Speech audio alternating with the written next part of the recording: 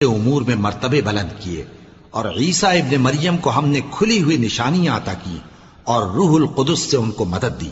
और अगर अल्लाह चाहता तो उनसे पिछले लोग अपने पास खुली निशानियां आने के बाद आपस में न लड़ते, लेकिन उन्होंने इख्तिलाफ किया तो उनमें से बाज तो ईमान ले आए और बाज काफिर ही रहे।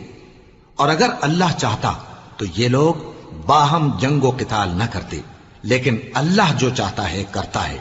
ए ईमान वालो, जो माल हमने तुमको दिया है उसमें से उस दिन के आने से पहले पहले खर्च कर लो जिसमें ना आमाल का सौदा हो और न दोस्ती और सिफारिश हो सके, और कुफ्र करने वाले लोग जालिम हैं।